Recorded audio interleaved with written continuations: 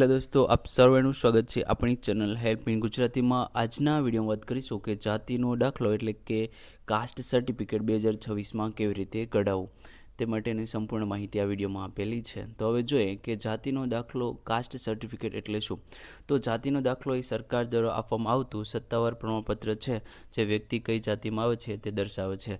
તો તમને ગવર્મેન્ટ દ્વારા એક સર્ટિફિકેટ આપવામાં આવે છે કે તમે કઈ જાતિમાંથી આવો છો। આ પ્રમાણપત્ર ખાસ કરીને નીચેની જાતિઓ માટે જરૂરી બને છે, જેમ કે SC છે, ST છે, OBC છે, SCBC છે વગેરે જાતિ માટે આ પ્રમાણપત્ર કઢાવવું જરૂરી છે। તો હવે જોઈએ કે જાતિના દાખલા એટલે કે કાસ્ટ સર્ટિફિકેટનો ઉપયોગ ક્યાં થાય છે। તો શાળા અને કોલેજમાં પ્રવેશ મેળવવા માટે જ્યારે તમે કોઈપણ શાળા કે કોલેજમાં એડમિશન લેવું હોય ત્યારે તમારે આ સર્ટિફિકેટની જરૂરિયાત રહેશે। સ્કોલરશિપ લેવા માટે જરૂરી છે। વિવિધ સરકારી યોજનાઓ છે એનો તમારે લાભ લેવો હોય તો તમારે આ સર્ટિફિકેટ કઢાવવું જરૂરી છે। સરકારી નોકરીઓમાં અનામત જે ફાળવેલું છે એમાં પણ આ સર્ટિફિકેટની જરૂરિયાત રહે છે। ત્યારબાદ સ્પર્ધાત્મક પરીક્ષાઓમાં પણ લાભ લેવા માટે આ સર્ટિફિકેટની જરૂરિયાત રહે છે। હવે જોઈએ કે કાસ્ટ સર્ટિફિકેટ કઢાવવા માટે કયા ડોક્યુમેન્ટની તમારે જરૂરિયાત રહેશે। તો જ્યારે પણ તમે કાસ્ટ સર્ટિફિકેટ કઢાવવા જાઓ છો ત્યારે તમારી જોડે આટલા ડોક્યુમેન્ટ હોવા જરૂરી છે, જેમ કે આધાર કાર્ડ છે, રેશન કાર્ડ છે, જન્મનો પુરાવા માટે સ્કૂલ લિવિંગ સર્ટિફિકેટ આપી શકો અથવા તો જન્મનો દાખલો આપી શકો છો। માતા અથવા પિતાની જાતિનો દાખલો જો હોય તો એ પણ તમારે સાથે જોડવાનો રહેશે। રહેઠાણના પુરાવા માટે તમે વીજળી બિલ છે, રેશન કાર્ડ છે, પાણી બિલ છે વગેરે તમે આપી શકો છો। પાસપોર્ટ સાઇઝના ફોટાની પણ જરૂરિયાત હોઈ શકે છે। ક્યારેક તાલુકા કચેરીએ વધારાના ડોક્યુમેન્ટ પણ માંગી શકે છે, તો આ કોમન ડોક્યુમેન્ટ છે આનાથી વધારાના પણ ક્યારેક ડોક્યુમેન્ટ તમારી જોડે માંગી શકે છે। જો તમારે કોઈ નામમાં ભૂલ હોય તો સોગંદનામાની પણ જરૂરિયાત રહે છે, તો તમારે એફિડેવિટ કરાવવું જરૂરી છે। હવે જોઈએ કે જાતિનો દાખલો કેવી રીતે કઢાવવો। તો જાતિનો દાખલો છે એ કઢાવવા માટે તમારે બે પ્રોસેસ ફોલો કરવાની રહેશે, ઓનલાઈન અને ઓફલાઈન। કોઈ પણ પ્રોસેસથી તમે આ સર્ટિફિકેટ કઢાવી શકો છો।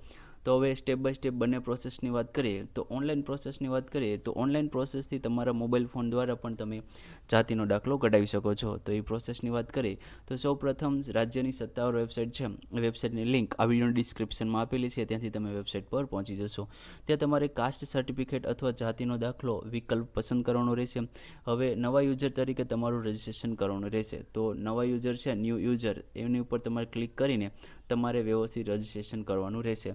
જરૂરી માહિતી ભરવાની રહેશે, જરૂરી ડોક્યુમેન્ટ છે, જે પણ ડોક્યુમેન્ટ માંગેલા હોય એ ડોક્યુમેન્ટ તમારે વ્યવસ્થિત ક્લિયર ફોટો પાડીને અપલોડ કરવાના રહેશે। સંપૂર્ણ ફોર્મ તપાસી અરજીને સબમિટ કરવાની રહેશે।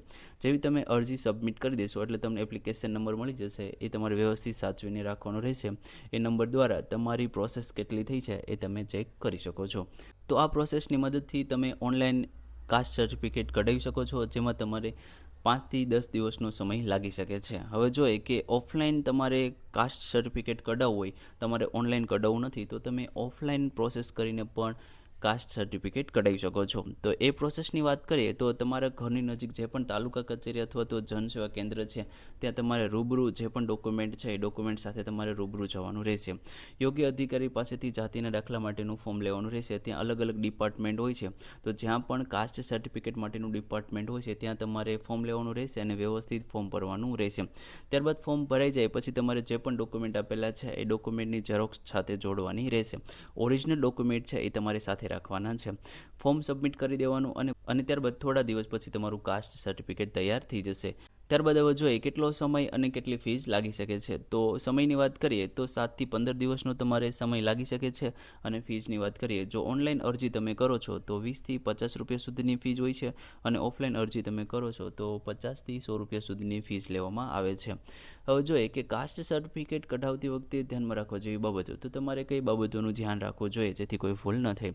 તમારા દરેક દસ્તાવેજ સાચવવો જોઈએ। તો જે પણ ડોક્યુમેન્ટ તમે અપલોડ કરો છો અથવા તો રૂબરૂ જ્યારે તમે ઝેરોક્ષ આપો છો ત્યારે તમારા જે પણ દસ્તાવેજો છે, ડોક્યુમેન્ટ છે, એકદમ સાચા અને ક્લિયર હોવા જોઈએ। ત્યારબાદ અરજી ફોર્મમાં દરેક માહિતી સાચી હોવી જોઈએ। તો જ્યારે પણ તમે ઓનલાઈન કે ઓફલાઈન ફોર્મ ભરો છો તો જે પણ માહિતી આપો છો એકદમ સાચી માહિતી હોવી જોઈએ। તમારો મોબાઈલ નંબર સાચો આપો। જે પણ મોબાઈલ નંબર તમે આપો છો મોસ્ટ ઓફ અપડેટ છે એ મોબાઈલ નંબર દ્વારા તમને માહિતી આપવામાં આવે છે, જેથી તમારો જે પણ મોબાઈલ નંબર છે એ સાચો આપવાનો છે। એપ્લિકેશન નંબર સાચવીને રાખવાનો છે, જેના દ્વારા તમે સ્ટેટસ ચેક કરી શકો છો। તો આ પ્રોસેસની મદદથી તમે ઓનલાઈન અને ઓફલાઈન કાસ્ટ સર્ટિફિકેટ કઢાવી શકો છો। જો મિત્રો તમને આ વિડીયો ગમ્યો હોય તો જરૂરથી લાઇક કરી દેજો, ચેનલને સબસ્ક્રાઈબ કરી દેજો। ધન્યવાદ દોસ્તો।